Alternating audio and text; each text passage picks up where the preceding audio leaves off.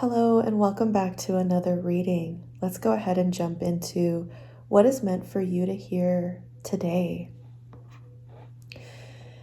Starting off, I'm noticing that my throat chakra, it feels like it's constricting more and more. And I was sick a good portion of this week. And so I'm curious if maybe for you, you also were fighting off some type of sickness, or if it might feel like there's areas in your life that you're not able to speak to what is authentically going on for you. Because this constriction, it feels more than just like sickness to me. You know what I mean? And there is, dis-ease in the body, right? Okay.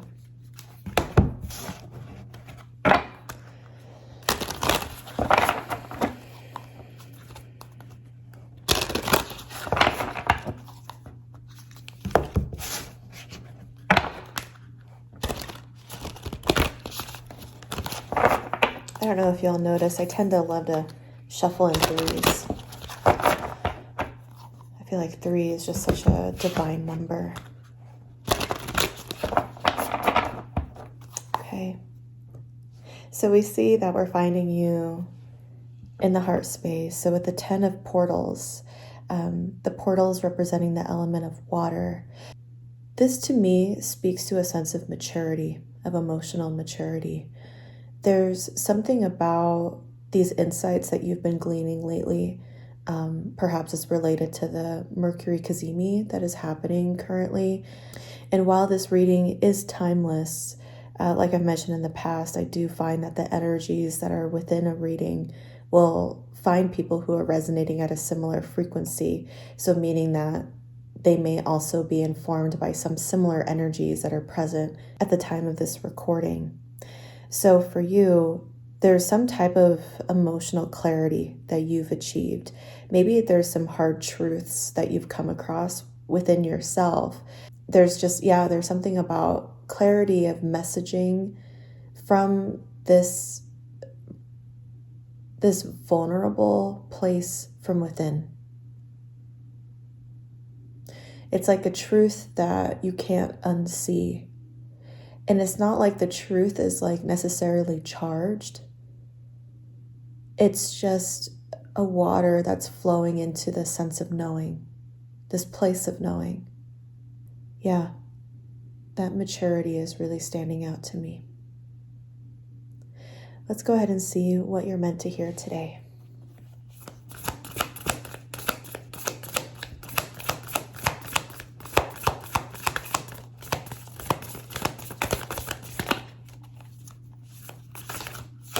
It feels almost as though, just the energy from the shuffle, it feels like there's some reorganization that's happening for you internally, maybe like integrating these new insights that you've gleaned into like how you understand relationships with others and with yourself. But it feels like there's some stuckness at some points, but you're wiggling through.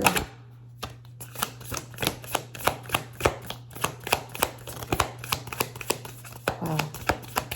Wait till you see these cards. The first one that popped out was the Emperor. Yeah, you're doing something that hasn't really been done within your lineage before. I know for a lot of you who are here at this channel, a lot of you are doing intergenerational healing or ancestral healing. The healing that you're doing isn't just for you, and you know that, and you recognize the weight that's on your shoulders. It feels as though you're highly aware of the lessons that you've inherited from your lineage, and you are making the choice to heal a lot of that wounding that has been present throughout generations. In this, I'm also getting a feeling that the healing that you're doing, it's not just for the lineage of flesh or blood. It's also within these groups that you belong to, these other groups that you belong to. And what's coming to mind for me right now is thinking about how we can have so many different identities and belong to different groups. So whether that is, based on race, ethnicity, sexual orientation, gender, religion, nationality, whatever it might be, like belonging to different groups and actually feeling a sense of belonging there, feeling as though that identity and that community is salient to you, regardless of what it might be. There's something about you really like learning more about the history of those groups that you belong to and recognizing the burden that those before you have carried and what they've helped to transmute to create the space that allows like the certain level of safety that you get to experience now. And I recognize that, not all spaces are safe, but there's something about leaning into gratitude for the pockets of community and safety that you've cultivated so far. And there's something about you picking up what's been dropped at your feet and you picking that up with pride and a sense of responsibility of saying like, you know what, I'm going to take this further for our community, for the next generation. And that's really admirable.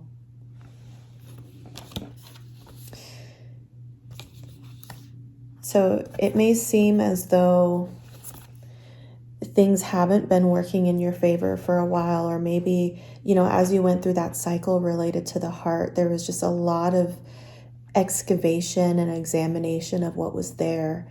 And when we dig into the history of our peoples, it can be a lot to hold.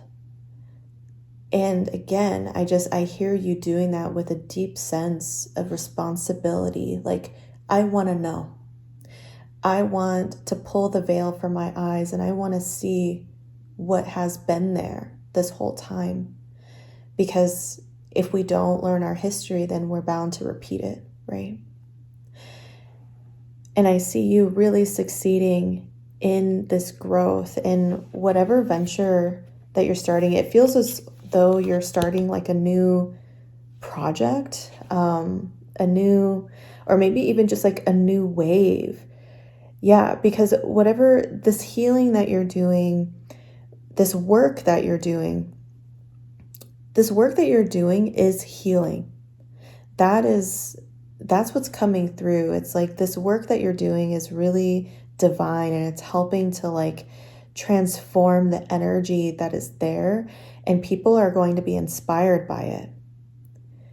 And they're really going to celebrate you and what you are doing for the collective. When I think of even the term collective, when I really lean into the energy, it feels really specific to the peoples that we have this overlapping in frequency based on the different bandwidths that we all hold. And then depending on which ones are a little bit more condensed or are vibrating at a stronger frequency, that seems to be the ones that it's almost like, that sensation of like striking a chord or that really resonated with me. There's something about that resonance that's really standing out to me from your reading. And so it feels like you're really leaning into community, really leaning into that resonance, and this work that you're doing. It has that resonance that is going to reach the people that it's meant to. I don't know what kind of work that you're doing. I mean, with the Emperor card, this could signal like entrepreneurship or again, just like a new project, a new venture, starting a nonprofit. I'm even getting it feels like whatever you're doing is from the heart space. Yeah. I'm getting pulled to this crystal deck. So let's go ahead and see what sources of strength may you also draw on during this time, because community can be a source of strength, right?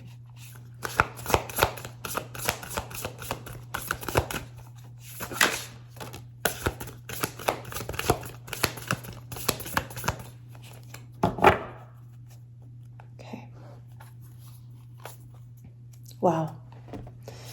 So the card that popped out was number 27, spiritual connection. We'll read this message for you. And then what's at the bottom of the deck is empowered service. So we'll go ahead and read that for you as well. And that's number 25. So we've got numbers 27 and 25 here.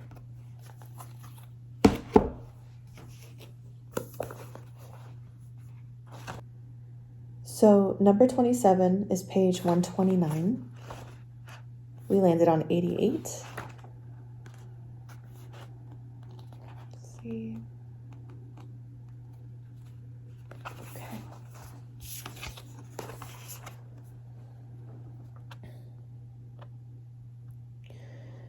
We bring you the blessing of spiritual connection.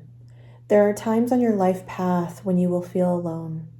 If you are working on an issue or going through a challenging time and don't feel particularly supported or that others understand, even though they may love you, then that sense of loneliness may increase for a time. Or perhaps you wonder if you are as spiritually connected as you could be. Perhaps you have been asking for confirmation of your divine connection or for some sort of sign that what you think might be divine guidance is genuine. This oracle comes with a message. You are capable of conscious spiritual connection, and that connection is growing in power every time you talk to the universe through prayer or any act of devotion. You are also being asked to release any barriers around your heart and mind so you can allow the unconditionally loving voice of spirit to be heard in your heart and soothe your mind. This brings me again to the divine nature of the work that you're doing. It feels like it's especially important for you to tap into that channel of connecting with your spirit team, just to continue to help you along this path. You know, as we walk the path that is lit up by divinity, different densities can be attracted to that light. And that's not to scare anyone. That's the natural attraction, because that light can help to transmute those densities, right? And so that's why for a lot of light workers, when they walk through a space, even just their auric field and the light that is shining from within, you'll notice, for those that might be a little bit more sensitive, those densities will just naturally kind of gravitate towards that light and get transmuted. And so light workers, even walking through spaces without doing anything, can be really helpful. We're transmuting densities all the time. And maybe that's a message for you, in that with your work and being a light worker, it's important to continue to practice that energetic hygiene, right? To continue to cleanse, continue to call your power back, especially after divination practices, having these rituals. You know, I find that we can engage in divination practices without those rituals, but then it leaves us really open, and there's a lot of energy leakages, and I myself have been there, and so I'm speaking from experience too. When we create those containers for ourselves, like with rituals, for example, that can help us to stay boundaried. And so boundaries also feels important as you engage in this sacred work. Whatever you're doing right now, it's really powerful work, and it's really needed at this time. It feels like it's part of, your life path. It's a part of your purpose, whatever you're doing at this time. And therefore, to help make this sustainable, it's really important to practice boundaries. So let's go ahead and take a look at number 25, empowered service. So this is on page 121. So 121 may be significant for you.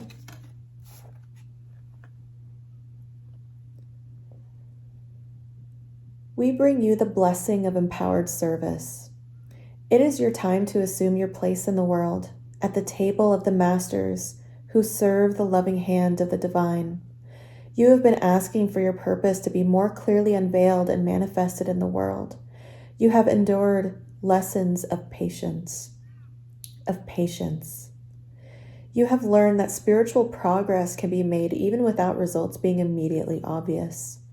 You have learned trust and a willingness to surrender your personal desires into a larger plan. We know that of which you are capable, and we now invite you to step into the next level of empowered service available to your soul in service to the greater plan of divine love unfolding. I just feel like throughout your message, there's just such an emphasis on the heart space. And I don't know if you can see that on the screen, but one of the crystals that could be really helpful to you is rhodonite. I'm pretty sure I'm mispronouncing that. But we have rhodonite for empowered service and amethyst for spiritual connection. So continuing to speak from the heart space to like allow that juicy, warm light and that juicy energy. I don't know why juicy is just like it's coming up. It feels very lush. And it feels like, okay, I don't know why this word is coming up, but the viscosity, I don't know, man. It's just coming up, so I'm going to throw it out there. It just feels really rich. Really rich. And there's just such, like, it just feels like honey. Yes. It feels like honey. Like sweet, warm honey. What you're doing, whatever it is that you're doing, whether it's like you're actually in the middle of a project, you're thinking of starting it, it could even just be your own healing, your own dives into your history, your own like sharing of your thoughts and your reflections with others through different creative mediums, through spoken word, whatever it might be. It's like a soothing balm to the generations that will come after you. Wow. Thank you so much for doing this work. The healing that you're doing, this transmuting of densities, this isn't just for you. It's also for your lineage, physical, ancestral, ethereal.